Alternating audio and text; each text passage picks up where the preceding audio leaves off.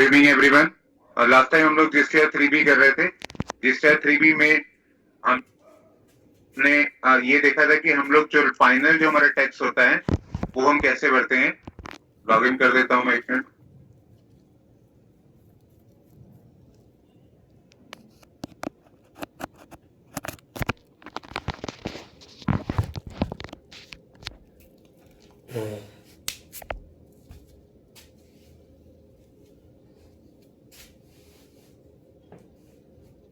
पहले हम return dashboard में चले जाएंगे,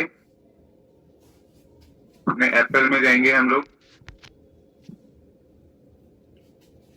3B में जो हमारा लास्ट कॉलम था जो 3B का, वो था हमारा payment of tax. Payment of tax के बारे में मैंने बताया था कि आपके पास पेमेंट ऑफ टैक्स जो है वो अगर प्लस में है तो वो आईटीसी के अंदर चला जाएगा, अगर माइनस में है तो आपको चालान बनाना पड़ेगा।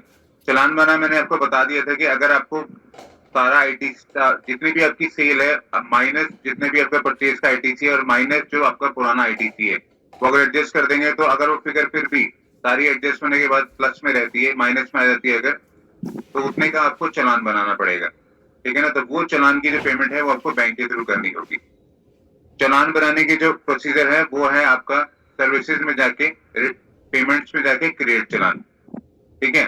लेकिन आज मैं ये बताता हूं कि अगर आपका आईटीसी कभी कभी ऐसा होता है कि अगर प्लस में है तो आपका आईटीसी जो है वो आपके सेल के जितना भी आईटीसी करंट वाला होता है वो उसको एडजस्ट कर देता है। ठीक है ना। और उसके बाद बाकी का जो आईटीसी है वो आपका रिमेनिंग जो है वो उसके अंदर बैलेंस आईटीसी में चला जाता है। अब वो कैसे होता है वो मैं उसके लिए आपको बता देता हूँ कि इसका एक रूल है। आप सबके साथ में जीएसटी वर्कबुक शेयर कर रहा हूँ। ये जो वर्कबुक है बेसिकली ये वर्कबुक जो है ये बताती है आपको कि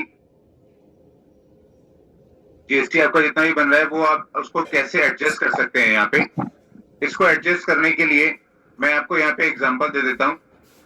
आईटीसी एडजस्ट करने के जो रूल्स होते हैं वो रूल्स जो होते हैं वो डिफरेंट होते हैं।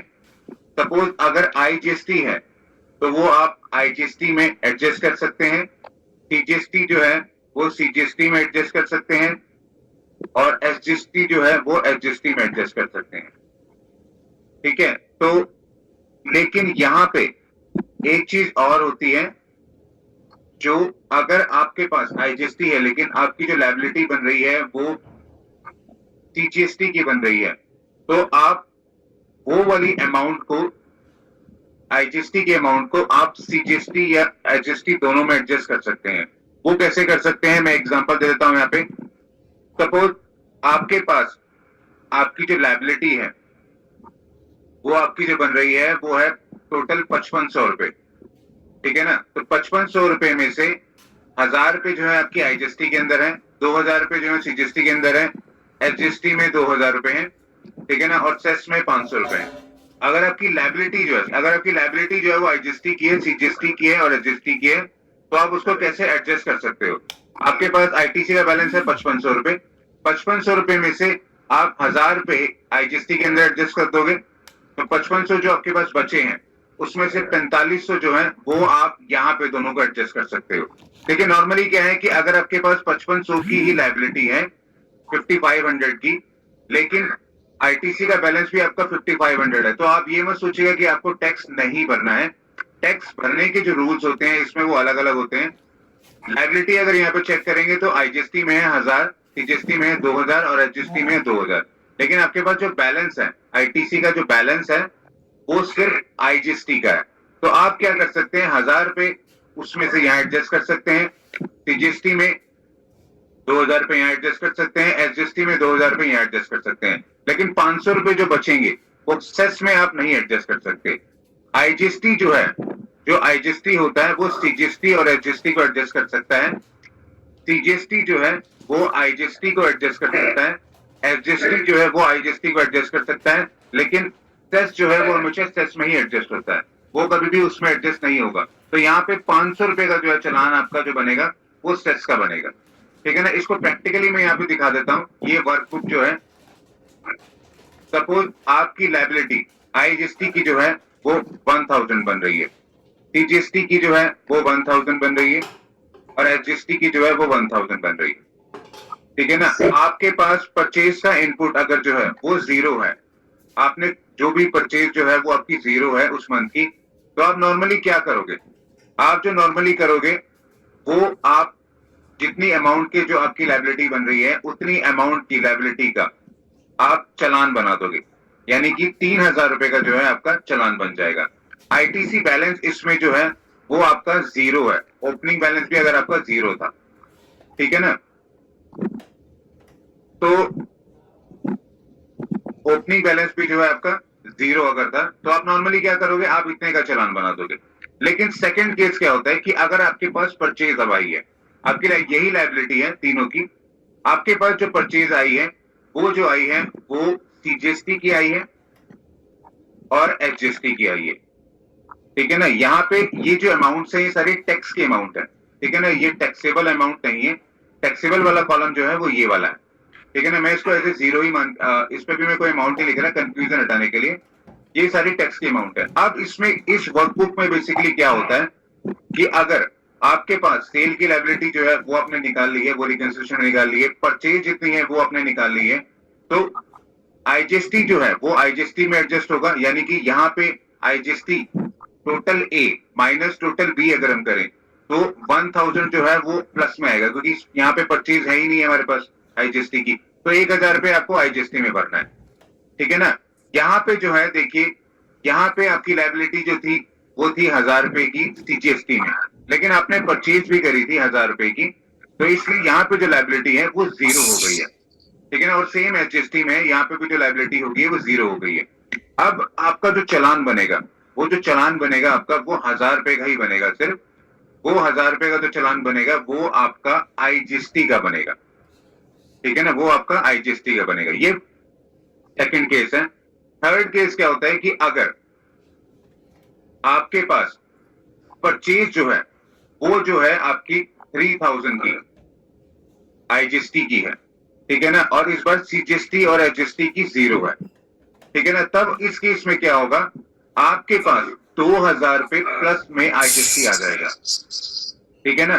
2000 रुपए प्लस में आ जाएगा, क्योंकि 1000 रुपए की लायबिलिटी बनती थी लेकिन आपके पास परचेज है 3000 रुपए की, तो आईजीएसटी जो है वो 2000 रुपए आपके फेवर में आ जाएगा। ये माइनस का मतलब है कि आपके फेवर में, लेकिन आपकी जो लायबिलिटी यहाँ पे निकल रही है 1000 रुपए की सीजीएसटी की और एचजीएसटी की, ये आपकी जो लायबिलिटी है ये आपने देनी है, और 2000 रुपए आपके पास जो है वो प्लस में है। अगर आप चेक करेंगे कि 2000 और ये 1000 को हम एडजस्ट करें तो आपकी लायबिलिटी जो है वो जीरो हो जाती है, ठीक है ना। आपको कोई टैक्स नहीं भरना है। तो वो आपने कैसे एडजस्ट करना है वो मैं आपको बता देता हूं।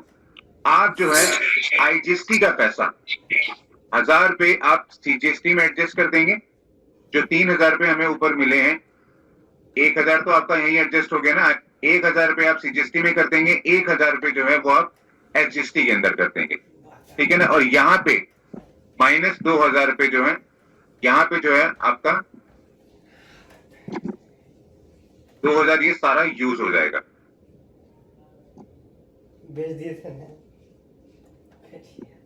तो अब अगर आप चेक करें आपकी लायबिलिटी जीरो हो गई है, आपके पास आईटीसी का भी कोई बैलेंस नहीं है, ठीक है ना। तो यहाँ पे इसका मतलब ये होता है कि आपकी सेल की लायबिलिटी चाहे जो भी हो, आईजीएसटी की हो, सीजीएसटी की हो, एचजीएसटी की हो, लेकिन अगर परचेज आपकी आईजीएसटी के अंदर आ गई तो वो आप उसका पैसा डिफरेंस अमाउंट का वो आप यहाँ पे एडजस्ट कर सकते हैं, ठीक है ना। सेकंड केस ये था। थर्ड केस क्या होता है कि अगर आपकी जो लायबिलिटी है सीजीएसटी की वो जो है आपकी 2000 रुपए सीजीएसटी में है और 2000 रुपए एचजीएसटी में है, ठीक है ना। तो इस केस में क्या होता है कि ये जो 2000 रुपए एक्सेस थे, आप 2000 रुपए एक्सेस जो है वो 1000 और 1000 दोनों को ऐसे भी एडजस्ट कर सकते हैं, लेकिन जीएसटी का रूल ये है कि पहले आप अपनी सीजीएसटी को जो है उसको एडजस्ट करेंगे। ये 2000 रुपए जो है वो सीजीएसटी में एडजस्ट करेंगे पहले, अगर कोई बैलेंस रह जाएगा तब वो आप एचजीएसटी में एडजस्ट करेंगे, ठीक है ना। ये थोड़ा ध्यान से समझिएगा। आईजीएसटी का जो बैलेंस है उसका रूल ये है कि पहले वो आईजीएसटी की जो लायबिलिटी है वो उसको एडजस्ट करता है, ठीक है ना। अगर कोई बैलेंस बच जाता है तो सेकंड वो कहां पे यूज कर सकता है? वो सीजीएसटी में यूज कर सकता है वो, ठीक है ना। और थर्ड जो है वो एचएसटी में करेगा। आप 1000 रुपए इधर और 1000 रुपए इधर नहीं कर सकते। आप 1000 रुपए इधर और 1000 रुपए इधर नहीं कर सकते हैं। ये मैं यहां दिखा देता हूं। अगर आप सोचें कि आपके पास जो आईजीएसटी का पैसा है वो आईजीएसटी एडजस्ट करने के बाद आप एसजीएसटी में एडजस्ट कर देंगे, सीजीएसटी में नहीं करेंगे, तो वो ऐसा नहीं हो सकता। वो उसमें आपको जो है पहले सीजीएसटी की लायबिलिटी जो है उसको राइट ऑफ करना है, फिर आपके पास जो बचेगा तो वो एसजीएसटी में बचेगा। ठीक है, तो आपका जो 2000 रुपए है वो यहाँ पे सीजीएसटी में एडजस्ट होगा। तो सीजीएसटी में जब एडजस्ट हो जाएगा तो सीजीएसटी की लायबिलिटी तो जीरो हो जाएगी, लेकिन एसजीएसटी की जो लायबिलिटी है वो आपकी बन जाएगी, क्योंकि सारा का सारा आईजीएसटी जो है वो आपका एडजस्ट हो गया। ठीक है ना, आईजीएसटी जो आपके पास एक्सेस बचा था एडजस्ट करने के बाद वो सारा का सारा सीजीएसटी में ही एडजस्ट हो गया। तो इसलिए एसजीएसटी में लायबिलिटी बन जाएगी, इतने रुपए का आप चालान बनाएंगे। ठीक है ना, ये था थर्ड केस। फोर्थ केस क्या होता है कि अगर आपके पास आईटीसी जो है, आईजीएसटी जो है वो 4000 का है। ठीक है ना, तो अब इस केस में क्या होगा, आपके पास 3000 रुपए है, आपके पास 3000 रुपए एक्सेस है आईजीएसटी की लायबिलिटी एडजस्ट करने के बाद। तो अब इस केस में क्या होगा, आप 1500 ऐसे तो नहीं एडजस्ट कर सकते।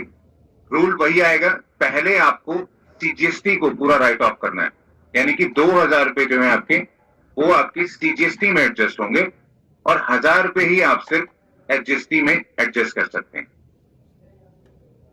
ठीक है ना, ये क्लियर हुआ पॉइंट सबको। आईजीएसटी का जो पैसा है अगर एक्सेस है आपके पास तो पहले सारा का सारा आईजीएसटी जो है वो सीजीएसटी की लायबिलिटी को नील करेगा। सीजीएसटी की लायबिलिटी जब नील हो जाएगी तब वो एचजीएसटी के अंदर उसको एडजस्ट करेगा। यहाँ पे 3000 रुपए जो है वो आप ऐसे नहीं कर सकते कि आप 1000 रुपए यहाँ पे कर दें और 2000 रुपए यहाँ पे कर दें, ऐसा नहीं हो सकता। आप कहें कि नहीं हम 1000 रुपए जो है सीजीएसटी में करेंगे लेकिन 2000 रुपए जो है वो एचजीएसटी में करेंगे, तो आप ऐसे नहीं कर सकते। ठीक है ना, आपको पहले सीजीएसटी एडजस्ट करना है, बाद में सारा जो पैसा बच जाएगा वो एचजीएसटी में एडजस्ट करना है। ठीक है, ये क्लियर हुआ सबको। अगर किसी को कोई डाउट होगा तो साथ के साथ पूछता जाएगा। सर मुझे एक डाउट है जी कि आईजीएसटी सीजीएसटी एसजीएसटी को दे सकता है और जी। उसकी पहली प्रायोरिटी रहती है कि सीजीएसटी को फुलफिल कर दे, देन उसके बाद एसजीएसटी को दे सकता तब वो, हाँ तब वो एचजीएसटी को दे सकता है। हाँ। और जी जी, दूसरा कोई, हाँ यस सर, बोलिए सर। नहीं आप बोलिए, आप क्या कह रहे हैं। और सेकंड ये था मेरा, आईजीएसटी अगर उसके पास सफिशिएंट अमाउंट नहीं है जी तो सीजीएसटी एसजीएसटी से ले सकता है कि नहीं ले सकता है? हाँ वो ले सकता है, वो मैं भी आगे आगे वाला केस बता रहा हूँ। ठीक है ना, अब नेक्स्ट केस में आते हैं। ये था आईजीएसटी का पॉइंट ऑफ व्यू। अब जो आपका पॉइंट ऑफ व्यू है वो इस बारी जो है सीजीएसटी वाला है। अगर सीजीएसटी में आपके पास 4000 रुपए जो है वो आ रहे हैं और एचजीएसटी में भी जो है आपके पास 4000 रुपए आ रहे हैं। ठीक है, और आईजीएसटी के अंदर जो आपकी लायबिलिटी निकल रही है वो निकल रही है 5000 रुपए।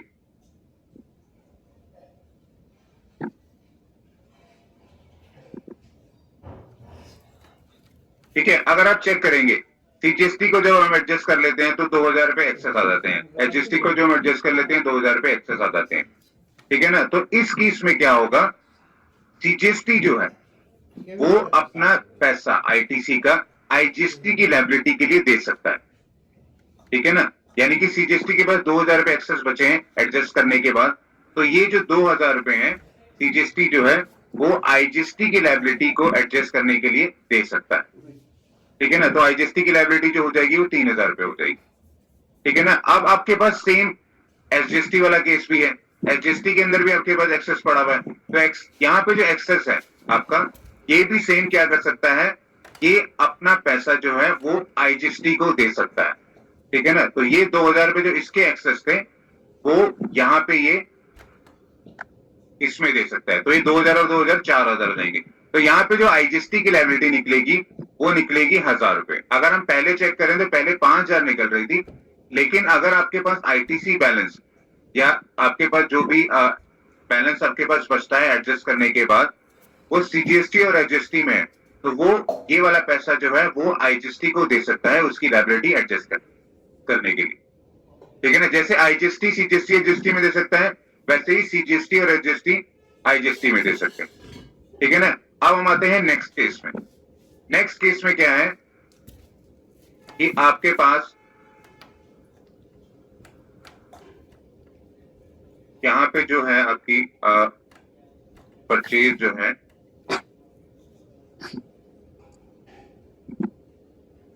आईजीएसटी की है, सपोज हम लगा लेते हैं इसको 4000, ठीक है, और एचजीएसटी की जो है वो आपकी आ गई है 4000। अगर आपके पास बैलेंस बचता है ये 4000 वाला, ठीक है ना,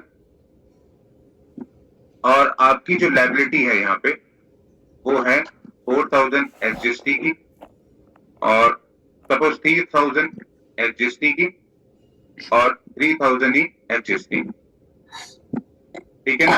तो इस केस में अगर आप चेक करेंगे तो आपकी जो लायबिलिटी है वो सीजीएसटी की निकल रही है। अगर आप चेक करेंगे इसमें आपकी जो लायबिलिटी है वो निकल तीनों में ही रही है, लेकिन इसमें सीजीएसटी की जो लायबिलिटी है वो आपकी ज्यादा निकल रही है, ठीक है ना। तो इस केस में क्या होगा कि 1000 रुपए जो है वो तो चलो आईजीएसटी के यहाँ पे एडजस्ट हो जाएंगे, ठीक है ना। ये 1000 रुपए जो है आईजीएसटी के वो तो यहाँ एडजस्ट हो जाएंगे, तो इसकी लायबिलिटी जो बची 2000 रुपए। लेकिन एक्सेस जो आपके पास एचजीएसटी वाला पैसा जो आ रहा है वो आपका जो है वो सीजीएसटी में एडजस्ट नहीं हो सकता, ठीक है ना। मैं दोबारा बता रहा हूं, अगर आपकी लायबिलिटी जो है वो सीजीएसटी की निकल रही है और आपके पास जो बैलेंस है वो आईजीएसटी का है और एचजीएसटी का है, ठीक है ना, तो आपका जो पैसा है आईजीएसटी वाला वो तो सीजीएसटी में एडजस्ट हो जाएगा, लेकिन एचजीएसटी वाला जो है वो आपका जो है वो सीजीएसटी में एडजस्ट नहीं होगा। सीजीएसटी की लायबिलिटी जो है वो सिर्फ आईजीएसटी से पे करी जा सकती है, एचजीएसटी से पे नहीं करी जा सकती है, ठीक है ना। ये क्लियर हुआ। ये बेसिकली उस केस में होता है जब आपके पास आईटीसी बैलेंसेस आते हैं, ठीक है। मैं आपको बताता हूं, सपोज यहाँ पे 4000 आपका आईजीएसटी है, सीजीएसटी में भी 4000 है और एचजीएसटी में भी 4000 है। अब आईटीसी बैलेंस होता क्या है मैं आपको बता देता हूं। आईटीसी का ओपनिंग बैलेंस जो होता है वो होता है कि पिछले मंथ सारा कुछ एडजस्ट करने के बाद आपके पास कोई बैलेंस बच गया है, ठीक है ना, और वो बैलेंस जो है वो आपके पास जो है वो सारा जो है एचजीएसटी में बचा है, ठीक है ना। वो एचजीएसटी में अगर आप मान लीजिए 1000 रुपए बचा है, ठीक है, तो इसको मैं 2000 कर देता हूँ,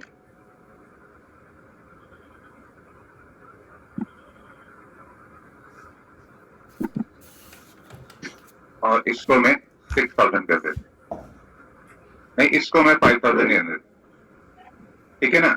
तो अब एक चीज देखेंगे अगर आप, तो आपके पास जो लायबिलिटी है वो जो है आपकी लायबिलिटी सीजीएसटी और एचजीएसटी की आ रही है, ठीक है ना। आईजीएसटी की लायबिलिटी जो है वो तो नील होगी, जितनी आपने आईजीएसटी की सेल करी थी उतनी आपने परचेज करी थी, तो वो तो नील हो गई है, लेकिन सीजीएसटी और एचजीएसटी की लायबिलिटी आ रही है, ठीक है ना।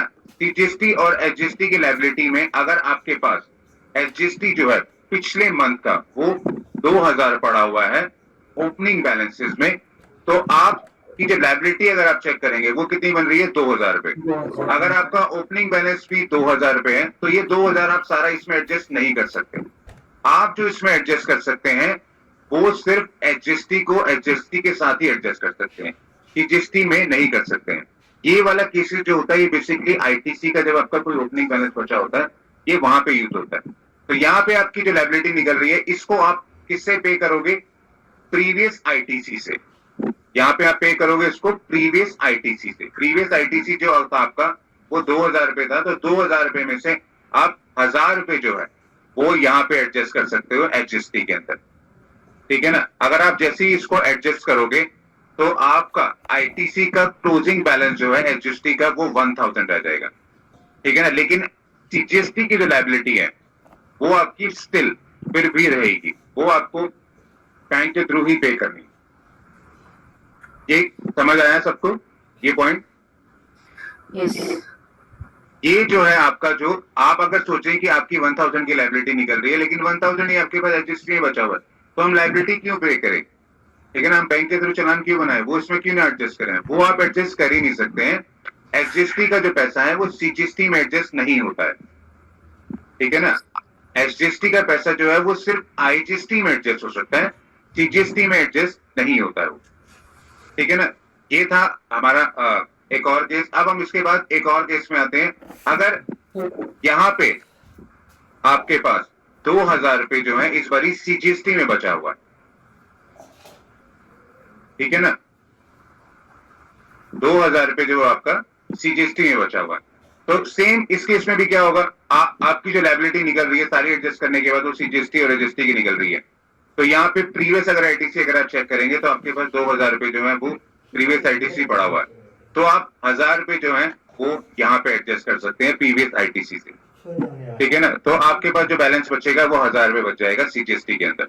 लेकिन ये 1000 रुपए जो है आप एचजीएसटी में एडजस्ट नहीं कर सकते। सीजीएसटी की जो अमाउंट होती है वो आप एचजीएसटी में एडजस्ट नहीं कर सकते। जैसे एचजीएसटी की आप सीजीएसटी में नहीं कर सकते, वैसे ही सीजीएसटी की जो होती है वो एचजीएसटी में एडजस्ट नहीं कर सकते, ठीक है ना। ये 1000 रुपए का तो आपको चालान बनाना ही पड़ेगा। नॉर्मली अगर केसेस में देखा जाए तो वो लोग ये कहते हैं सिंपल वे में कि 2000 रुपए की हमारी लायबिलिटी बन रही है, 2000 रुपए का हमारा प्रीवियस बैलेंस पड़ा हुआ था, तो हमारा तो कोई लायबिलिटी बनती ही नहीं है, मतलब हमें तो क्या चालान बनाने की जरूरत ही नहीं है। तो जब भी आप रिटर्न भरने लगेंगे तो वो एडजस्ट इसको नहीं करने देगा। 1000 रुपए आप उसको यहाँ पे सीजीएसटी का पैसा नहीं एडजस्ट करने देगा। वो क्या होता है बेसिकली मैं यहाँ दिखा देता हूँ। पास हो गया हमारा।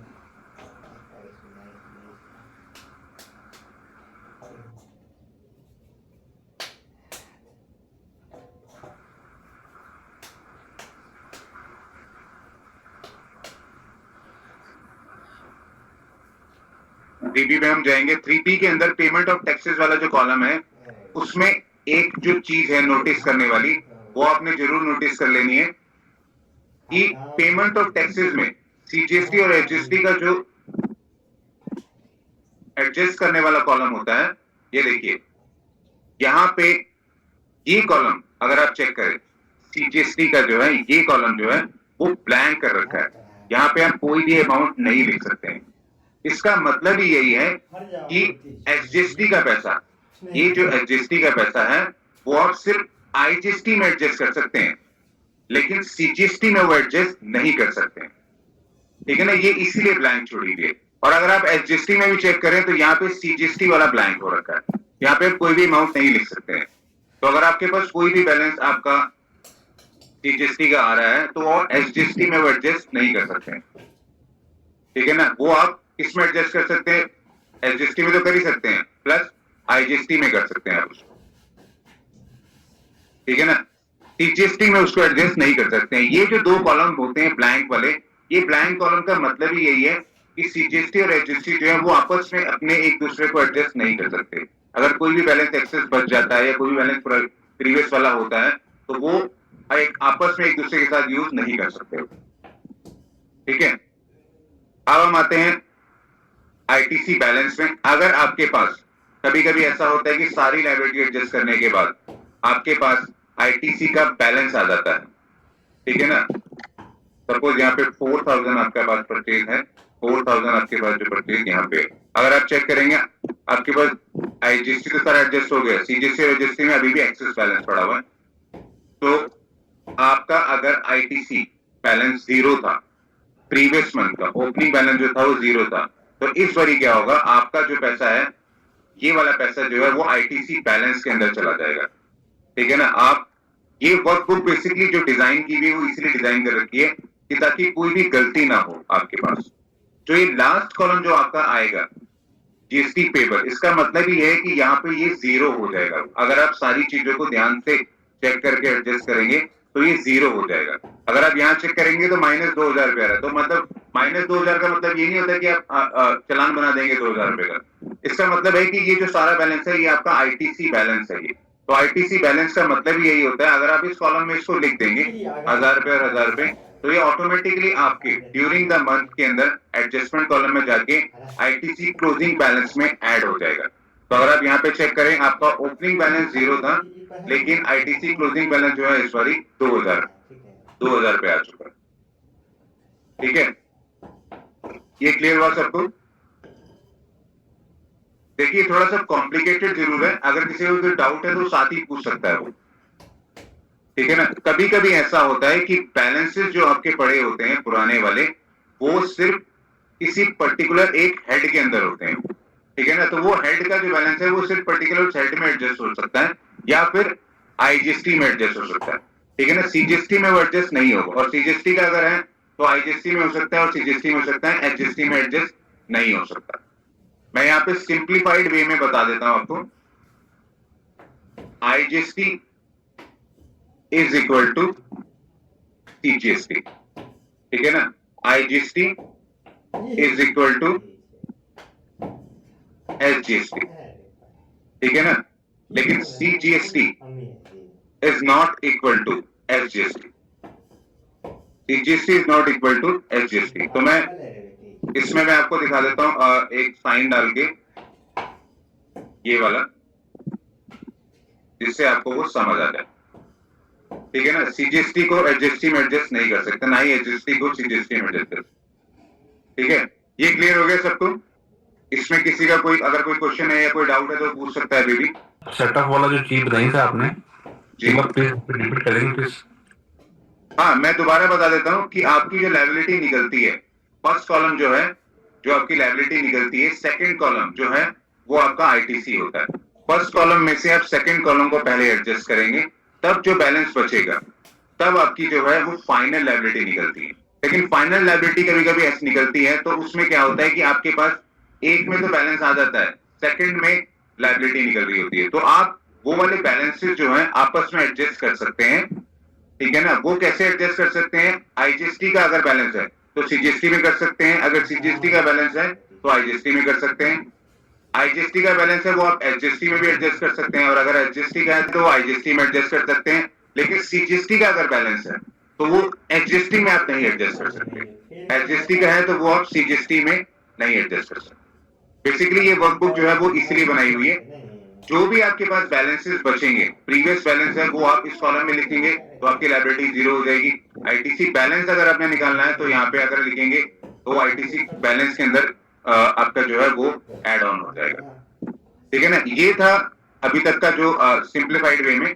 अब हम आते हैं सेल रिटर्न। जब भी आप अपनी रिकंसिलिएशन बना रहे होंगे तो जो लायबिलिटी आपकी निकलती है उसमें आप सेल रिटर्न जरूर लेस कर लीजिएगा, ठीक है ना। यहाँ पे आपकी जो लायबिलिटी निकल रही थी वो सपोज 3,000 रुपए, 3,000 रुपए, ये सारा एडजस्ट करने के बाद आपकी जो लायबिलिटी निकल रही थी वो जीरो निकल रही थी। लेकिन आपने जब सेल की फिगर चेक करी या सेल की फिगर लिखी तो आपने सेल रिटर्न जो है वो उसके अंदर से नहीं लेस करी। सेल रिटर्न का मतलब यही होता है कि आपका जो भी टैक्स बनता है वो टैक्स जो है वो आपको उतना कम देना है। अगर आपका 10,000 रुपए टैक्स बन रहा है सेल का, लेकिन अगर आप सेल रिटर्न भी उसमें से एडजस्ट कर दें 1,000 रुपए की, तो आपका जो टैक्स है वो सिर्फ 9,000 रुपए ही बनेगा, वो 10,000 नहीं बनेगा। अगर आपकी सपोज सेल रिटर्न भी हो जाती है कोई, यहाँ पे अगर आपकी सेल रिटर्न हुई है 1,000 रुपए की, तो आपका जो टैक्स है वो बेसिकली पहले 3,000 बन रहा था, लेकिन अब जो बन रहा है वो 2,000 रुपए बन रहा है, ठीक है ना। सेल रिटर्न जो है वो आपने हमेशा लेस कर देनी है सेल की फिगर में से, तभी आपका फाइनल लायबिलिटी निकलेगी सेल की, ठीक है ना। तो इस केस में क्या होता है, अभी तो सारा कुछ एडजस्ट हुआ होता है, लेकिन अगर आप चेक करेंगे तो 1,000 रुपए आपके पास दोनों में एक्सेस आ गए हैं, ठीक है ना। तो दोनों एक्सेस जब आएंगे तो आप 1,000 रुपए अपने आईटीसी बैलेंस के अंदर ऐड कर सकते हैं, ठीक है। ये समझ आया सबको पॉइंट? नहीं सर। सेल रिटर्न बेसिकली क्या होता है कि अगर आपकी कोई लायबिलिटी है वो 10,000 रुपए की निकल रही है, आपके पास 10 बिल हैं, 10 बिल में से 10,000 रुपए की लायबिलिटी निकल रही है, आपका एक बिल जो है वो कैंसिल हुआ है, आपने कोई क्रेडिट नोट बनाया है या पार्टी ने आपको कोई डेबिट नोट दिया है, या फिर आपको कोई भी माल रिटर्न हो गया है, कोई भी जैसे ये केसेस होते हैं, तो उस केस में क्या होता है, आपको क्रेडिट नोट जो है वो अपनी बुक्स में रिकॉर्ड करना होता है, ठीक है ना, सेल रिटर्न वाले वाउचर में। तो सेल रिटर्न वाला वाउचर जो होता है वो बेसिकली क्या कहता है कि आपकी जो लायबिलिटी होती है उसमें से वो आपकी सेल अगर रिटर्न हो गई है तो आपकी लायबिलिटी भी कम हो जाएगी। अगर 1,000 रुपए की सेल रिटर्न हुई है तो आपकी लायबिलिटी जो है वो जो हो जाएगी वो हो जाएगी 9,000 रुपए, ठीक है ना, आपको सरकार को इस बार 10,000 नहीं देने, क्योंकि 1,000 रुपए तो सेल रिटर्न हो गई है, 1,000 रुपए का माल वापस आ गया आपके पास, या आप किसी पार्टी ने डेबिट नोट इशू कर दिया है या क्रेडिट नोट आपने बनाया हुआ है, तो वो सारा एडजस्ट करने के बाद जो आपकी नेट लायबिलिटी निकलती है वो 9,000 रुपए की निकलती सर है। ठीक है सिमिलर ना? सेल और सिमिलर परचेज दोनों के लिए सेम है? हाँ जी, हाँ, दोनों के लिए सेम है। ठीक है ना, ये था फर्स्ट वाला केस जो था, वो सेल रिटर्न जो था वो सेल के केसेस में था। ठीक है ना, ये सेल के केसेस में था। अब हम फिर से आते हैं, इस बारी जो आपकी रिटर्न हुई है वो सेल में नहीं हुई है, वो परचेज में हुई है। ठीक है ना, वो परचेज रिटर्न में हुई है। तो परचेज रिटर्न में अगर आपके 1,000 रुपए की आपने परचेज वापस करी है, तो आपका जो आईटीसी बचेगा, वो आपका आईटीसी जो है वो 3,000 नहीं बचेगा, वो आपका जो बचेगा वो 2,000 रुपए बचेगा इस बारी। ठीक है ना, तो आप जब भी परचेज का आईटीसी कैलकुलेट कर रहे होंगे तो आपको ये जरूर चेक कर लेना है कि आपकी कोई परचेज रिटर्न जो है वो ना हो।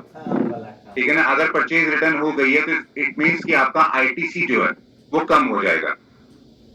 ठीक है ना, वो आप आईटीसी अगर 10,000 रुपए मान के लेके चल रहे हैं, लेकिन आप उस समय 10,000 नहीं ले पाएंगे, 1,000 रुपए की अगर आपकी परचेज रिटर्न हो गई है तो आपको आईटीसी जो है वो सिर्फ 9,000 रुपए ही मिलेगा।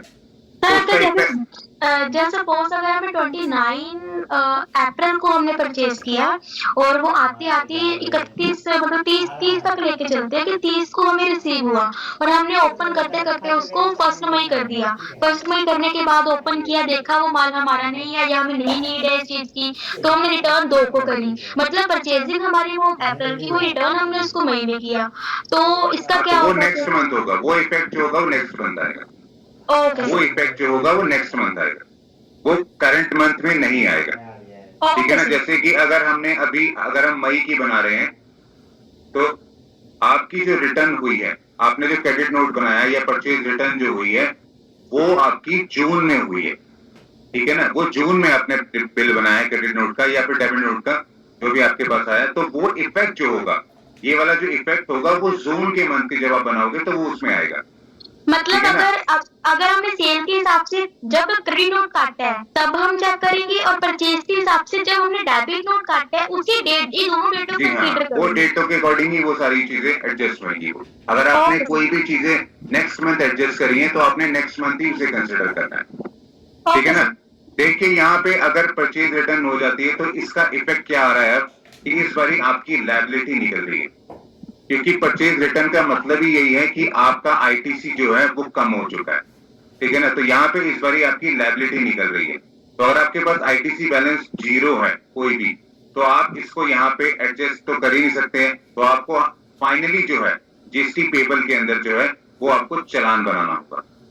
ठीक है ना, 2,000 रुपए का जो आपको चालान बनाना होगा, बैंक के थ्रू पेमेंट करनी होगी। ठीक है, इसमें देखिए एक कॉलम था सेल रिटर्न वाला, एक होता है अदर वाला कॉलम। देखिए अदर वाला कॉलम बेसिकली इसलिए लिखा हुआ है कि अगर कोई ऐसी चीज जो आपने एडजस्ट करनी थी या पिछले मंथ करनी थी, या आपने कोई गलती कर दी है एडजस्ट करने में, या लास्ट मंथ आपने कोई ओवरराइड कर दी है फिगर, या फिर आपने कोई टाइपिंग मिस्टेक कर दी है, तो वो आप अदर में एडजस्ट कर सकते हैं।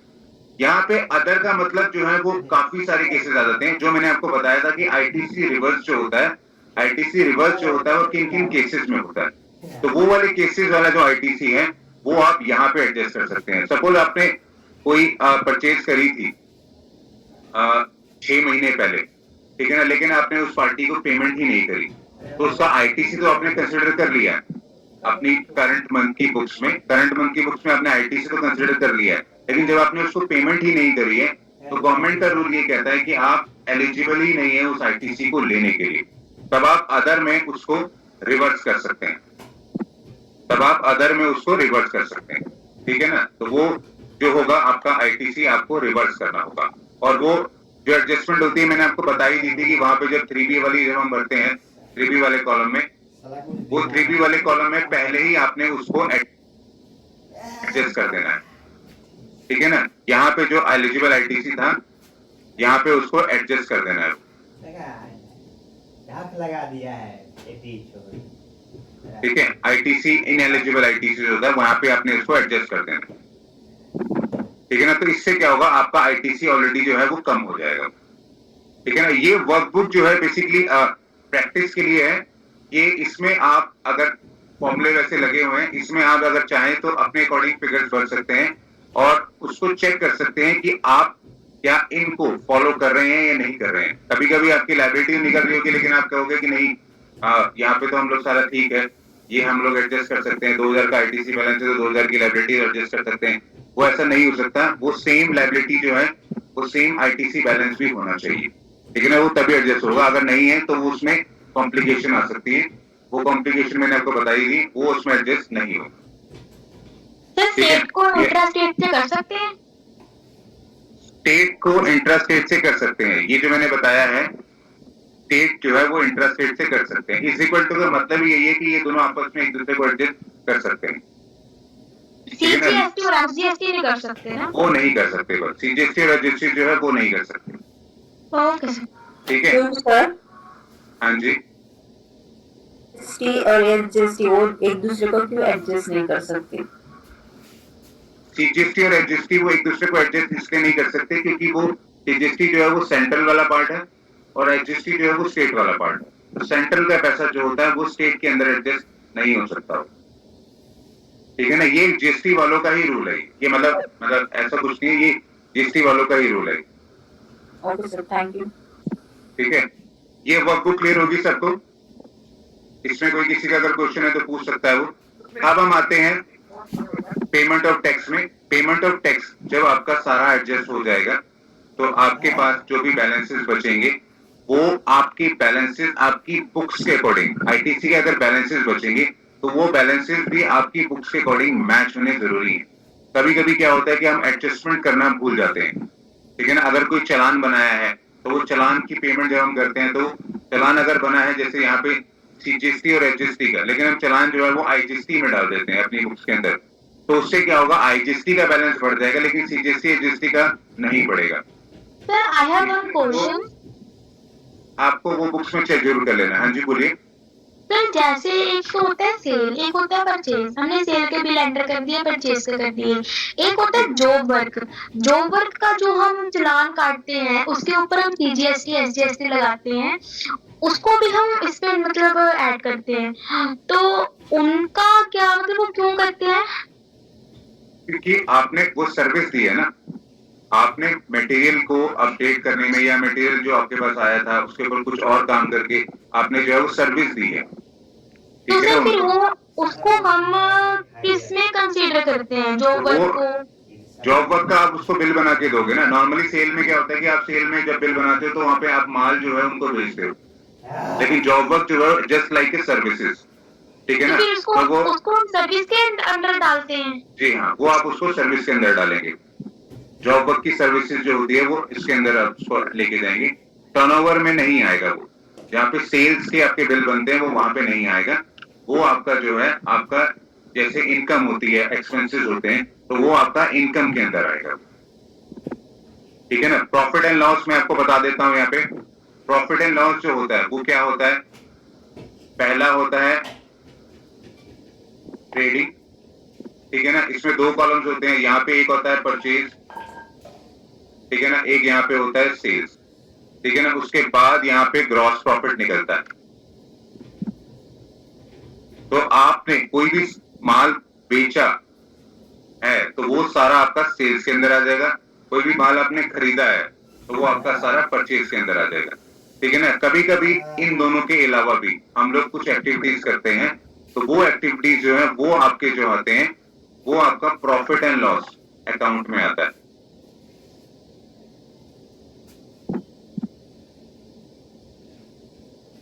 वो आपका प्रॉफिट एंड लॉस अकाउंट में आता है। जो यहाँ पे जो उसका हेड होता है वो होता है एक्सपेंसेस और एक होता है इनकम। तो जॉब वर्क वाला अगर आपने काम करा है तो वो आपके जो बिल्स हैं वो यहाँ पे शो करेंगे इनकम के अंदर।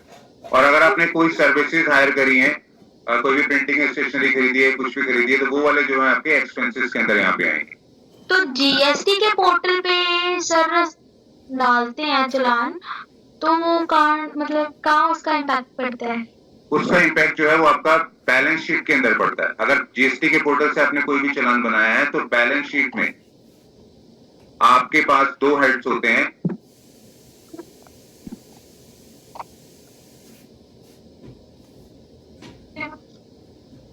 एक होता है लायबिलिटीज और एक होता है एसेट्स।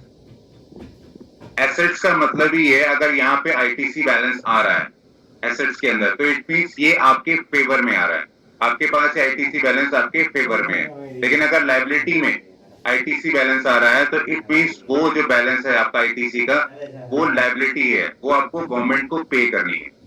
ठीक है ना। तो जब भी आप चालान बनाएंगे, जब भी आप चीजों को एडजस्ट कर लेंगे, सीजीएसटी एजीएसटी को एडजस्ट कर लेंगे, तो चालान जो है वो अपने राइट अकाउंट में पोस्ट करना है। ठीक है ना। कहीं ऐसा ना हो कि आपकी लायबिलिटी जो है वो आपका एसेट्स बन जाए। सर जी ये फिर सर ये बैलेंस शीट में दिखाएंगे सर, ये तो ईयर का एंड में 31 जब हो जाता है तब लोग हम लोग जब बैलेंस शीट बनाते हैं सर, जी तब तो हम उसको दिखाएंगे। मान लीजिए कोई फॉर्म का 31 का मतलब 1 अप्रैल में जो आपका आईटीसी का बैलेंस है उसी के हिसाब से हम लोग उसको भर देंगे ना जी बैलेंस जी शीट हाँ में। जी, उसी के हिसाब से आप भर देंगे उसको। लेकिन मैं वैसे कह रहा हूँ कि जो राइट अकाउंटिंग है वो हमेशा, अगर हम मंथली भी अगर आप चेक करते चलें तो आपकी बुक्स जो है वो आपकी सही होती चली जाएंगी। पर सर हम लोग जब जब मान लीजिए जब हम लोग इनकम टैक्स करते हैं नॉर्मली आईटी किसी बिजनेस फॉर्म पे करते हैं जिसका जीएसटी है, तो सर हम लोग का उसका क्या आईटी का बैलेंस सब देखना होगा। जी हाँ, हमें उसमें आपको देखना होगा, वो सर आपको देखना उसको होगा। हम लोग कैसे देखेंगे, मतलब अप्रैल महीने का बैलेंस अप्रैल में कैसे देखेंगे। तो मैं वो ही आपको जी, बता रहा हूँ। इसके लिए आप क्या करेंगे, यहाँ पे आपके पास जो है आईटीसी का लेजर होता है। देखिए डैशबोर्ड से वैसे तो अगर आप जैसी कोई मंथ अगर क्लोज करते हैं तो यहाँ पे आपको आईटीसी का बैलेंस उसी वक्त पता चल जाएगा। कोई भी जैसे अगर आपने अप्रैल भरा है अभी, तो अप्रैल का सारा एडजस्ट करने के बाद आपने देखा आपने चालान बना रखा है, तो यहाँ पे आप चेक करेंगे तो यहाँ पे सारे बैलेंसेस जीरो हैं। तो आपकी जो बुक्स है उसके अंदर भी आपका जो बैलेंस है वो जीरो ही होगा, आईटीसी का कोई भी बैलेंस नहीं आ रहा। ठीक है ना। आईटीसी की जितनी लायबिलिटी है वो सारी पे हो रखी है और आईटीसी का जो बैलेंस है वो दोनों में जीरो ही होगा, लायबिलिटी भी जीरो है, एसेट्स भी जीरो ही होगा। कभी कभी ऐसा होता है कि चालान जब हम बनाते हैं तो वो इसमें डाल देते हैं, तो वो उसका मतलब हो जाता है कि वो आपके फेवर में है, तो वो ऐसा नहीं करना है, वो अपने रिकॉर्ड चेक कर लेना है। अगर आपको कंफ्यूजन हो रही है कि वो कैसे करना है तो यहाँ सर्विसेज में आप जाएंगे, ये है लेजर। ठीक है ना। लेजर के अंदर आप जाके यहाँ पे दो लेजर हैं, इलेक्ट्रॉनिक कैश लेजर और electronic credit ledger. Electronic cash ledger का मतलब ये है कि जितनी भी पेमेंट्स आपने बैंक के थ्रू करी हैं जीएसटी पोर्टल के लिए, तो वो सारी इसमें रिफ्लेक्ट हो जाएंगी। और लेकिन जितनी भी पेमेंट्स आपने सारी एडजस्ट करी हैं विदाउट बैंक के थ्रू, तो वो यहाँ पे आपके एडजस्ट हो जाएंगे। पहले इलेक्ट्रॉनिक कैश लेजर दिखा देता हूँ कंफ्यूजन हटाने के लिए। इलेक्ट्रॉनिक कैश लेजर में बेसिकली क्या होता है कि यहाँ पे आपको वो दिखाई देगा कि आपने कितने का चालान बनाया है। अगर हमने चेक करें तो हमने अप्रैल में अभी चालान बनाया था, तो मैं यहाँ पे पीरियड सिलेक्ट कर लेता हूं। अगर आप यहाँ पे चेक करें तो यहाँ पे अमाउंट डिपॉजिटेड जो आ रहा है, ये देखिए, ये 5/19/5 को जो डिपॉजिटेड आ रहा है, इसका मतलब ये है कि ये आपका बैलेंस में ऐड हो गया है। ठीक है ना। इलेक्ट्रॉनिक कैश लेजर में आपने बैंक के थ्रू ऐड करा हुआ है ये बैलेंस। ठीक है ना। तो ये इसलिए बैलेंस में दिखा रहा है। ठीक है ना। लेकिन एक्चुअली में आपका बैलेंस नहीं है ये। 19/5 को तो ये दिखाएगा, ठीक है ना, लेकिन एक्चुअली में ये आपका बैलेंस नहीं है। अगर आप चेक करें तो यहाँ पे उसने सारा बैलेंस एडजस्ट भी कर लिया है, तो इसलिए बैलेंस जो है वो जीरो हो गया 19/5 में। देखिए ये डेबिट है और ये है क्रेडिट। ये अमाउंट डिपॉजिटेड है तो इसके क्रेडिट बोलते हैं, और ये है आपका डेबिट। जो आपने जितना डिपॉजिट कराया था वो सारा एडजस्ट भी हो गया है यहाँ पे, तो इसलिए जीरो हो गया। ये इलेक्ट्रॉनिक कैश लेजर का मतलब है कि जो अमाउंट आपने बैंक के थ्रू जमा कराई थी। लेकिन कभी कभी ऐसा होता है कि बैंक के थ्रू हम लोग हर मंथ नहीं जमा कराते, हम लोग जो है वो जो हमारा नॉर्मल इलेक्ट्रॉनिक क्रेडिट लेजर होता है उसी के अकॉर्डिंग हम लोग उसको एडजस्ट करते चलते हैं। तो इलेक्ट्रॉनिक क्रेडिट लेजर में जब आप चेक करोगे तो यहाँ पे आपका इलेक्ट्रॉनिक क्रेडिट लेजर में जो आपका बैलेंस आ रहा होगा, 1 अप्रैल का ले लेते हैं हम लोग, 1 अप्रैल से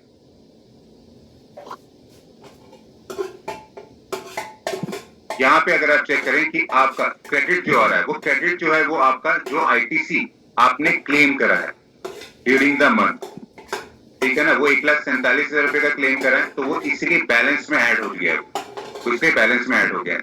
लेकिन सेम मंथ आपने टैक्स भी पे करना था, तो टैक्स जो हमने पे करा तो वो सेम इतना ही टैक्स पे कर दिया हमने, तो वो आपका इसलिए बैलेंस जो है आईटीसी का इलेक्ट्रॉनिक क्रेडिट लेजर का जीरो हो गया। ठीक है, ये क्लियर हो गया।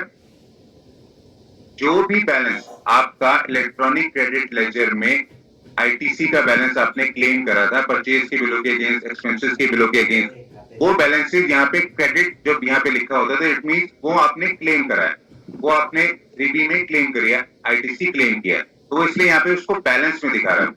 लेकिन फाइनल बैलेंस जो अगर आप चेक करें आपका जो है 19/5 को, वो 0 है, क्योंकि उतना ही बैलेंस सारा एडजस्ट भी हो गया है, ठीक है ना, वो लायबिलिटी सेट ऑफ करने के लिए एडजस्ट भी हो गया है, तो इसलिए ये बैलेंस जो है वो सारा 0 हो गया। तो आपकी बुक्स में जो बैलेंस आएगा वो भी 0 ही होगा, आईटीसी का जो बैलेंस होगा वो 0 ही होगा आपका,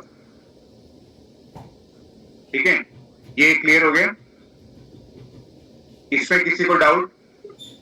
सर मेरे को अगर सर फर्स्ट का वैल्यू देखना है सर, हम लोग कैसे देखेंगे? ये मेरे को देखना है। नहीं, क्या देखना है?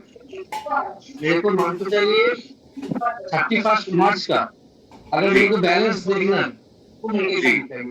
तो 31 मार्च का अगर आप चेक करें, यहाँ पे देखिए मार्च 25 का जो बैलेंस है वो यहाँ पे आ रहा है, ठीक है ना। मार्च 25 का बैलेंस जो है वो बेसिकली आपने क्लेम जो है वो 19/4 को करा है वो, ठीक है ना, लेकिन था जो रिटर्न जो थी आपकी वो मार्च की थी, ठीक है ना, तो मार्च की रिटर्न के अकॉर्डिंग आपने ये क्लेम करा है, टोटल जो है वो 4,37,000 क्लेम करा है, ठीक है ना, 4,37,000 क्लेम तो कर लिया है, तो आपका जो बैलेंस है वो बेसिकली जो पुराना बैलेंस था वो ऐड ऑन हो गया इसमें, तो टोटल बैलेंस जो है वो आपका 497 आ रहा होगा वो, ठीक है ना, लेकिन सेम मंथ आपने वो सारा का सारा बैलेंस यूज भी कर लिया, तो यानी कि 31 मार्च को आपका जो बैलेंस है वो 0 होगा।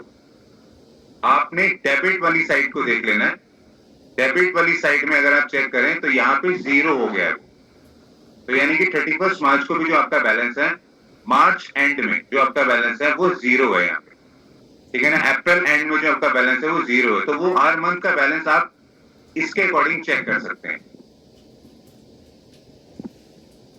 ये क्लियर हो गया।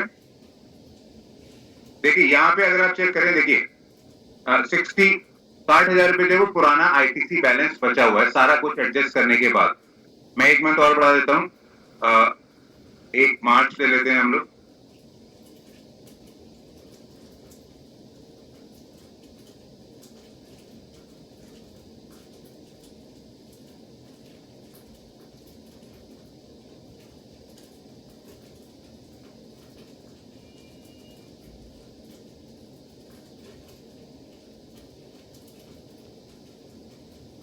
अगर आप चेक करें फरवरी में आपने क्रेडिट साइड में अगर आप चेक करें इतना आईटीसी आपने क्लेम किया, ये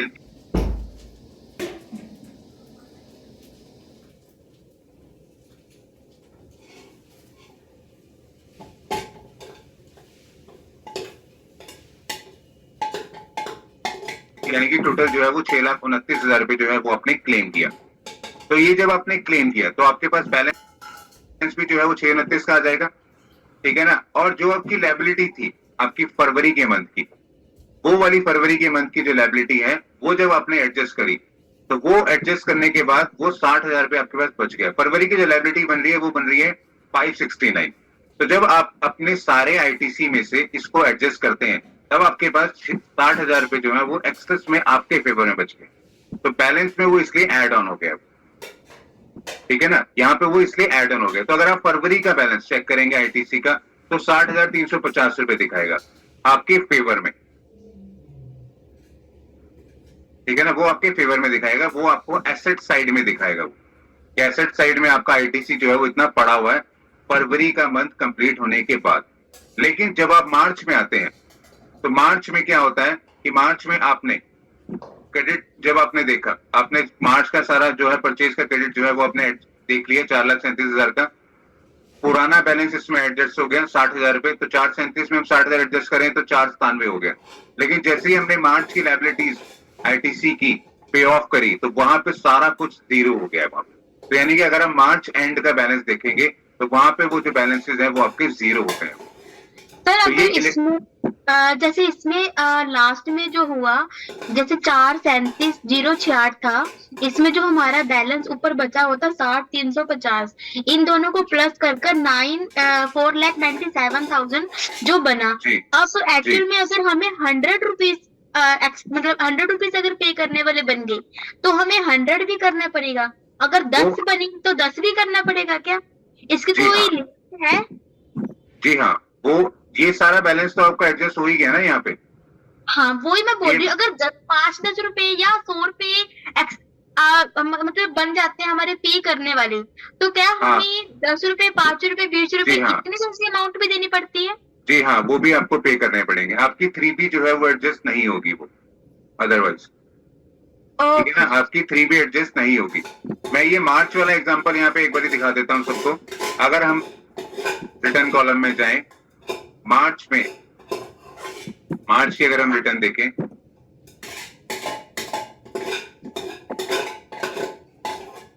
यहाँ पे ईयर सिलेक्ट कर लेंगे, यहाँ पे मार्च आ गया, 3B हम सिलेक्ट करेंगे।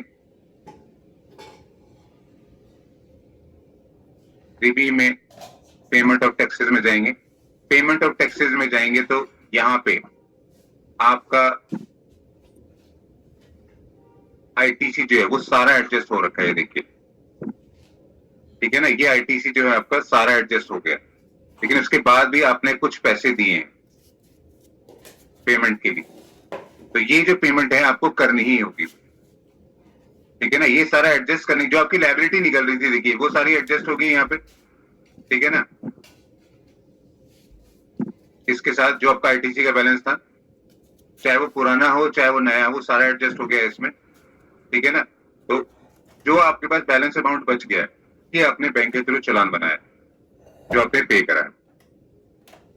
तो मेरा क्वेश्चन ये था कि कोई लिमिट जैसे होती है कि 500 तक या 200 तक नहीं देना होता, मतलब मेरा ये क्वेश्चन था नहीं कि नहीं, अगर ऐसी कोई लिमिट नहीं।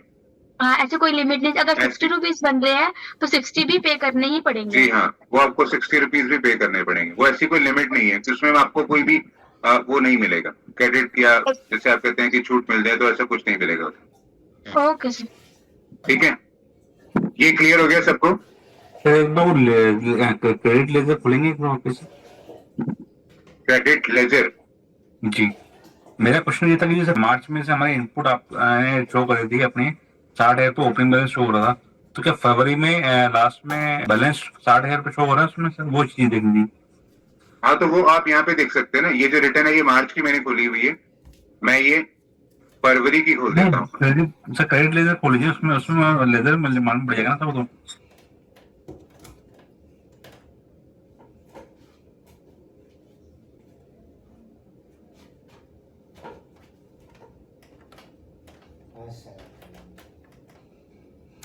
ये देखिए, यहाँ पे 60,000 रुपये आपका बैलेंस आ रहा है ना, ये 60,000 रुपये जो सारी लायबिलिटी एडजस्ट करने के बाद आ रहा है। ओके, ठीक है, और अगर आप रिटर्न फरवरी की भी चेक करेंगे, अगर आप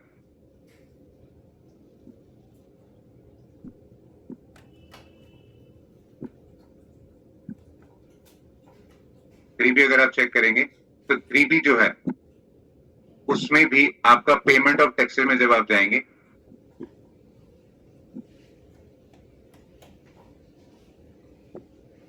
तो ये सारा एडजस्ट होने के बाद हमने कोई भी टैक्स यहाँ पे बैंक के थ्रू पे नहीं कर रखा है।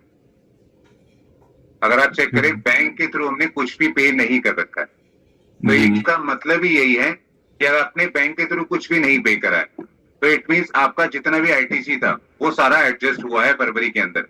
ठीक है ना, तो कभी कभी केसेस ऐसे होते हैं कि आईटीसी सारा एडजस्ट होने के बाद भी आईटीसी आपका बच जाता है, तो वो जो बचा है आपका वो है 60,350, 60,350 जो है वो आपका आईटीसी बचा है। तो जब आप अपनी फरवरी की बुक्स रिकंसाइल कर रहे होंगे, तब उसमें आपका 60,000 रुपए जो है वो एसेट साइड्स में दिखाई देगा।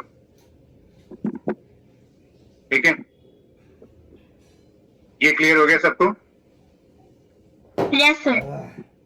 ओके, अब इसमें हमने उसके बाद जब ये सारा एडजस्ट हो जाएगा, चालान बना देंगे, तो आपकी जो लायबिलिटी जब जीरो हो जाएगी एडिशनल कैश वाली, तब आपने क्या करना है, प्रोसीड टू फाइल कर देना है। ठीक है ना। प्रोसीड टू फाइल जब आप करेंगे तो प्रोसीड टू फाइल के बाद आपके पास ऑथराइज सिग्नेटरी वाली एक विंडो आएगी, वहां पे आपने सिलेक्ट कर लेना है। वहां पे दो ऑप्शंस आती हैं, एक आती है डिजिटल सिग्नेचर वाली और एक आती है आपकी नॉर्मल जो ओटीपी होता है, जो वो वाला आता है। तो आपने जिससे भी पे करना है तो आप उसको यूज कर सकते हैं। ओटीपी वाले में सिंप्लीफाइड होता है, बस उसमें एक ओटीपी आएगा, वो आपने ओटीपी पे क्लिक कर देना है, ओटीपी आपने वहां पे उसके अंदर भर देना है, ठीक है ना। वो भरने के बाद आपका जो है रिटर्न जो है वो फाइल्ड हो जाएगी, आपका स्टेटस जो है वो फाइल्ड में आ जाएगा। और डीएससी में क्या होता है कि डीएससी में आपको पहले डीएससी इसके अंदर इंस्टॉल करने होंगे, फिर डीएससी को रन करना होगा, फिर आप डीएससी वाली ऑप्शन पे क्लिक करेंगे। तो डीएससी वाली ऑप्शन में क्लिक करने के बाद तब वहां पे जो आपके डीएससी सिग्नेचर्स आ रहे हैं उनको सिलेक्ट करेंगे, उसके बाद पासवर्ड डालेंगे तो डिजिटल सिग्नेचर से वो फाइल हो जाएगा, ठीक है। यहाँ पे क्यूआर कोड का नहीं ऑप्शन आता? जी नहीं, यहाँ क्यूआर कोड का ये आप यहाँ पे मतलब रिटर्न जो है वो बेसिकली आप ओटीपी के थ्रू ही फाइल कर सकते हैं। आपके पास हमेशा ओटीपी आएगा। जो नॉर्मल जितने भी 70 से 80% है लोग, उनके पास ओटीपी ही आता है। जो कंपनी वाले केसेस होते हैं उसमें डिजिटल सिग्नेचर मैंडेटरी होता है, उसमें डिजिटल सिग्नेचर से ही फाइल होती है, ओके सर। ठीक है। आप अपना स्टेटस जो है वो जरूर चेक कर लीजिएगा कि आपका स्टेटस रिटर्न का जो है वो फाइल हुआ है या नहीं हुआ है। आप रिटर्न्स के डैशबोर्ड में जाएंगे तो वहां पे अगर आप चेक करेंगे तो वो स्टेटस जो होता है वो फाइल लिखा आ जाता है। तो इट मींस आप नेक्स्ट मंथ की फाइलिंग कर सकते हैं। आप कोई भी एक मंथ स्किप नहीं कर सकते। अगर आप कहें कि हमने मार्च तक तो भर दिया, हमने अप्रैल की नहीं भरनी, हम सीधा मई की भरेंगे, तो आप वो चीज नहीं कर सकते। आपको अप्रैल की पहले भरनी ही होगी, तभी मई की जो विंडो होती है वो ओपन होती है। मैं यहाँ पे दिखा देता हूँ। अब जैसे मई की हमने नहीं भरी है, मई की अगर आप चेक करें तो यहाँ पे हमने नहीं भरी है, ठीक है ना। तो मई की जैसे ही आप जीएसटीआर 1 भरेंगे तब आप 3B के ऑप्शन में जा सकते हैं। लेकिन जून में तो 3B ही नहीं आ रही है अभी, देखिए जीएसटीआर 1 ही आ रही है बस। जीएसटीआर 1 में आप बिल्स अपलोड कर सकते हैं बस, ठीक है ना। तो अगर आप सोचे कि मई की हमने नहीं फाइल करते, पहले जून ही फाइल कर देते हैं, तो वो आपको फाइल नहीं करने देगा, ठीक है ना। वो आपको फाइल नहीं करने देगा। मैं यहाँ पे दिखा देता हूँ, जैसे कि मैंने मई की नहीं भर रखी है, मैं सीधा जून की अगर मैं भरने लगूं तो वो आपको फाइल नहीं करने देगा। अगर मैं जनरेट समरी कर दूं, अगर मैं रिफ्रेश कर दूं, प्रोसीड टू फाइल में जाऊं, तो वो आपको फाइल नहीं करने देगा। ये देखिए फाइल स्टेटमेंट जो है वो आपको फाइल नहीं करने देगा, ठीक है ना। आप सिर्फ उसको चेक कर सकते हैं, लेकिन आप उसको फाइल नहीं कर सकते। फाइल की जो ऑप्शन है वो बंद हो जाती है इसमें। आपको प्रीवियस मंथ जो है, प्रीवियस मंथ पहले आपको फाइल करना होगा, तभी आप नेक्स्ट मंथ में उसको फाइल में उस ऑप्शन को देख सकते हैं। अगर आप मई में जाएं, यहाँ पे मई की अगर मैं इसको फाइल करने लगूं, अगर प्रोसीड टू फाइल में, तो अगर आप देखिए यहाँ पे फाइल स्टेटमेंट जो है, ये वाला कॉलम जो है वो ओपन हो चुका है। अगर हम इस पे क्लिक करेंगे तो आपके पास जो विंडो आएगी वो ये वाली विंडो होती है। ये विंडो में आपने सिलेक्ट कर लेना है अपने आप को, अपना कोई आपका जो नाम है वो सिलेक्ट कर लेना है। तो ये जो दो ऑप्शंस होती है, ये दो ऑप्शंस ओपन हो जाती हैं। फर्स्ट ऑप्शन जो है वो है डीएसटी वाली। आपको डीएसटी के सिग्नेचर, डिजिटल सिग्नेचर ऐड करने हैं, उसमें इंस्टॉल करने हैं, फिर उसको ओपन करने के बाद फिर वहां से अपने डिजिटल सिग्नेचर अटैच करने हैं। और सेकंड ऑप्शन जो होती है वो ईबीसी होती है, यानी कि जो ओटीपी आता है, ठीक है। ये क्लियर हो गया 3B वाला सबको? यहां तक अगर किसी का कोई क्वेश्चन है तो पूछ सकता है।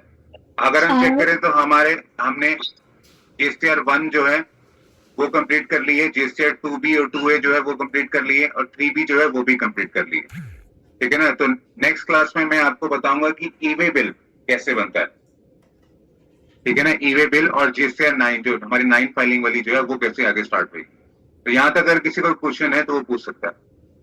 सर अगर जैसे सेल होती है, सेल की जो हमें जीएसटीआर 1 भरनी होती है, अगर उसकी डेट जो आपने बोले 11 होती है, अब 11 तक हमारे पास जैसे सपोज की बिल बहुत ज्यादा है, तो अगर हम मतलब वीकली या 15 डेज का ऐसे चूज कर ले कि हाँ हमने अपलोड करने हैं बिल्स, ऑनलाइन की बात कर रही हूँ, अभी ऑफलाइन की बात नहीं कर रही हूँ, तो क्या कर सकते हैं पार्टली में? हाँ वो कर सकते हैं, आप फाइल नहीं करेंगे बस, हाँ, उन फाइल बिल्स को करेंगे, upload- डाटा सेव करके रख लेंगे।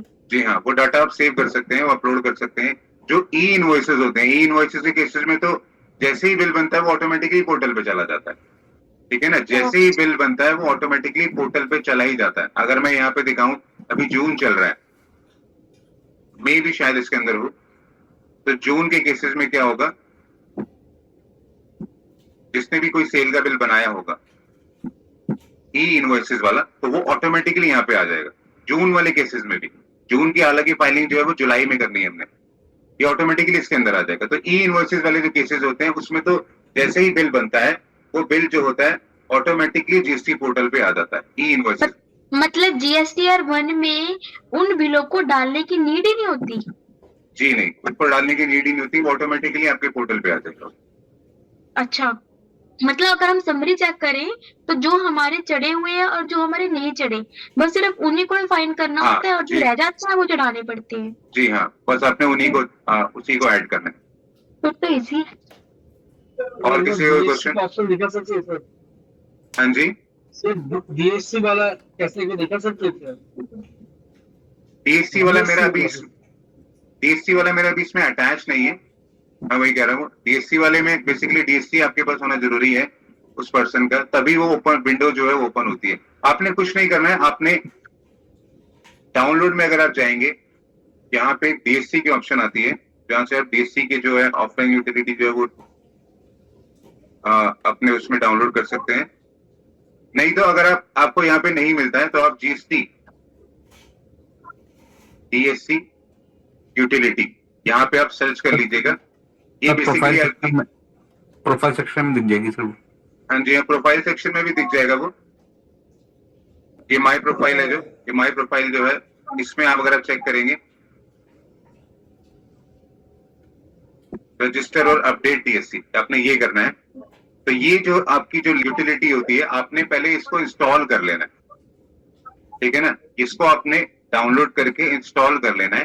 जैसे आप इसको इंस्टॉल कर लेंगे, तब आप अपना जो डीएससी है वो डीएससी को अपने कंप्यूटर में इंस्टॉल करेंगे, ठीक है ना।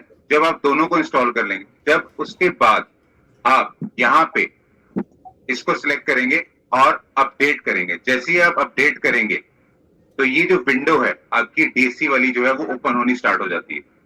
ये ओपन तभी होती है जब आपके डीएससी और यूटिलिटी दोनों आपस में कनेक्ट हो जाती है, ठीक है ना। अगर वो दोनों आपस में कनेक्ट नहीं होंगी तो आपके पास ये वाला मैसेज आता है, ठीक है ना, कि ईएम साइनर आप दोबारा रिस्टार्ट करें या कंप्यूटर दोबारा रिस्टार्ट।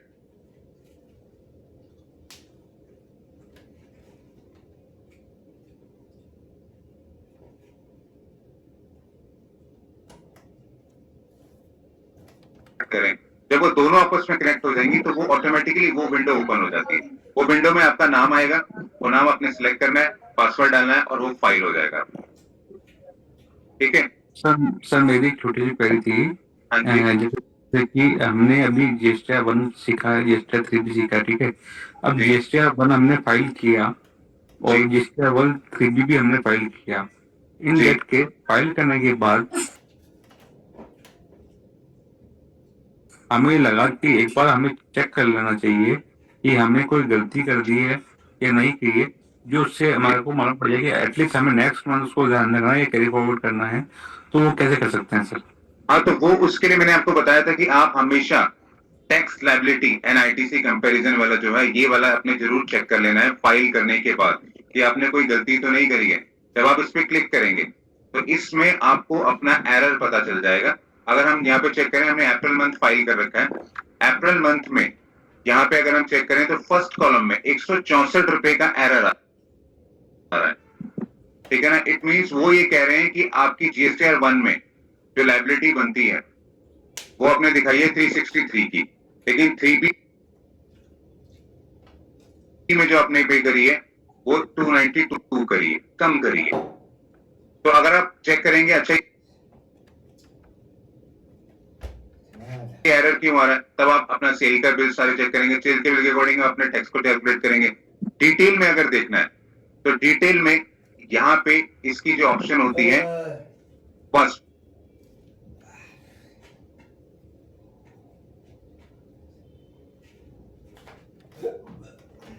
फर्स्ट वाली tax liability other than export, आप इस पे क्लिक करेंगे तो यहाँ पे अगर आप चेक करें जितना आपने जीएसटीआर 1 में दिखाई है लायबिलिटी, ठीक है ना, उतनी ही लायबिलिटी आपने 3B में भी पे करी है। तो यानी कि GSTR 1 तो आपकी सही है, ठीक है ना। GSTR 1 में जितने सेल के बिल आपने दिखाए हैं उतने सेल के बिल भी पे कर दिए हैं। यही बिल जो है आपके बुक्स के अंदर भी होने चाहिए, इतनी अमाउंट के बुक्स के अंदर भी होने चाहिए।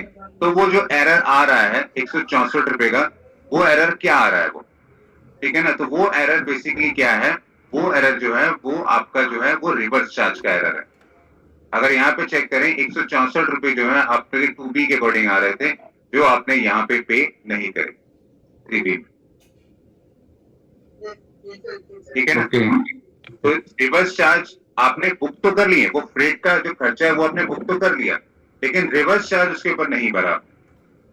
जो लास्ट टाइम भी डिस्कस हुआ था कि हम लोग नॉर्मली क्या करते हैं कि रिवर्स चार्ज नहीं भरते हैं, ठीक है ना, या फिर वो क्लियर नहीं हो रहा होता है, वो पेंडिंग होता है, वो अभी पता ही नहीं है कि बिल्टी आई है नहीं है, क्लियर है नहीं है, तो हम लोग नॉर्मली क्या करते हैं रिवर्स चार्ज नहीं भरते हैं। तो वो जो लायबिलिटी होती है वो यहाँ पे आपको एड ऑन होनी स्टार्ट हो जाएगी। आपकी बुक सारी सही है लेकिन लायबिलिटी वहाँ पे एड होनी स्टार्ट हो जाएगी।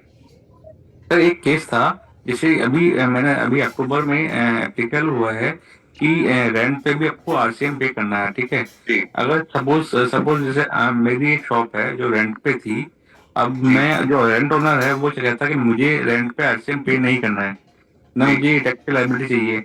और वैसे भी जी वो जो रेंट पे ले रहा है वो एक नंबर ये कैश में ले रहा है, मतलब बैंक में एंट्री ले रहा है, वो ओनली एंट्री जो ले रहा है वो कैश में ले रहा है। जी तो उस केस में हमें तो हमारी तरफ से तो RCM जाएगा ही जाएगा, जी, ठीक है, वो तो जाएगा ही टैक्स तो जाएगा। हमें पे करना ही है। तो कोई ऐसा जी सोर्स है जिससे हमको टैक्स पे न करना पड़े क्या? वो आप उस कंसर्न लेटर लगा के मैं उसको एड्रेस चेंज करके कर सकता हूँ? नहीं, आप अगर खर्चा क्लेम कर रहे हैं तो आपको टैक्स पे करना ही होगा। आप खर्चा ही ना क्लेम करें उसका फिर। सर खर्चा तो मैं क्लेम कर रही एक्चुअली, उसकी जो बुक्स है, बुक्स में उसकी ज्यादा ज्यादा नहीं है, सेल 40 से 50 लाख रुपए की है। तो एज हाँ पर 40 से 50 लाख रुपए की सेल है, तो ऑडिट केस तो होता ही नहीं सर उसमें। उसमें तो नॉर्मल हाँ केसेस है, तो उसमें तो हाँ एक्सप्रेस क्लेम कर नहीं सकते अपन। हाँ, देखिए बात तो आपकी सही है, लेकिन जब अगर जिसका जिस दिन ऑडिट हो गया किसी हम्म एंगल से भी, तब वो हम्म आपके सारे खर्चे भी वेरीफाई करेगा ना फिर, कि आपने ये जो खर्चा डाला हुआ है, आपने इसके ऊपर रिवर्स चार्ज भरा है या नहीं भरा है, हम्म ठीक है ना। तो उस केस में तो आपको फिर RCM भरना ही पड़ेगा ना। आप उस केस में RCM की लायबिलिटी से बच नहीं सकते हैं। वो RCM नहीं तो सर बेसिकली है कुछ नहीं, बस वो तो आपका इनपुट ऐड हो जाना है और कुछ नहीं है। नहीं, पहले तो उसको पे करना पड़ेगा ना, लेकिन सर उसके लिए तो हाँ जी हाँ, वो आपको पे तो करना ही पड़ेगा। ठीक है पहले वट एवर अमाउंट, जैसे मान लीजिए एग्जाम्पल 20,000 रुपए रेंट अगर हमने शो कर रखा है रेंट एग्रीमेंट में, तो एज पर रेंट एग्रीमेंट हमें 20,000 रुपए का रेंट पे 18% RCM पे करना पड़ेगा पहले, जी ठीक है। जी जी, वो तो पे उसके करना बाद ही हम पड़ेगा। उसका इनपुट क्लेम कर सकते हैं जी सर। जी, फिर आप जी इनपुट क्लेम कर सकते हैं। हाँ, तो वो एक बार सर मेरे को बताएंगे सर इनपुट कैसे क्लेम, जैसे 3B में अगर जैसे हमने RCM पे किया तो? वो आपको ऑटोमेटिकली उसमें ऐड हो जाता है ना, बैंक वाले लेजर में, डैशबोर्ड में। नहीं, ये अपने 3B में भी उसको शो करना पड़ेगा ना सर, 3B में भी 3B में कि जो अपने रिवर्स चार्ज वाला कॉलम था आपका, 3B में जो रिवर्स चार्ज वाला कॉलम था मैंने जो बताया था, ये भी दिखेंगे सर। GSTR 1 में नहीं होता, वो 3B के अंदर होता है। हाँ 3B 3B में के जो पास है, आपका सही बोल रहे हैं। 2 जगह आपने दिखाना है, एक यहाँ 3.1 में, ये रिवर्स चार्ज में, ठीक है। यहाँ पे ठीक है, ठीक है। ये आपकी लायबिलिटी दिखानी है आपने। यहाँ पे हमें टैक्स दिखाना है तो नहीं नहीं, लाइबिलिटी टैक्सेबल वैल्यू लाइबिलिटी भी, टैक्सेबल वैल्यू यहाँ भी पे दिखानी है। अच्छा वैल्यू भी देना है, ठीक है। तो ये लाइबिलिटी यहाँ पे शो करनी है ना, जी, ठीक है। और फिर इनपुट में जब आप जाएंगे, इनपुट में inward supply liable to reverse charge, यहाँ पे आप उसको क्लेम कर देंगे। कहाँ पे सर?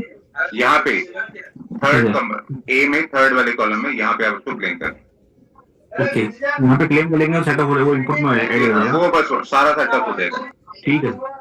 ठीक है, आज की क्लास मुझे यहाँ क्लोज करनी पड़ेगी। मैं चाहूंगा कि सारे एक बार रिवाइज कर लें, जो भी क्वेश्चन होगा वो नेक्स्ट क्लास जब ईवे बिल बनवाऊंगा, ईवे बिल में वो पूछ सकते हैं। Thank you, sir. Okay, good night everyone.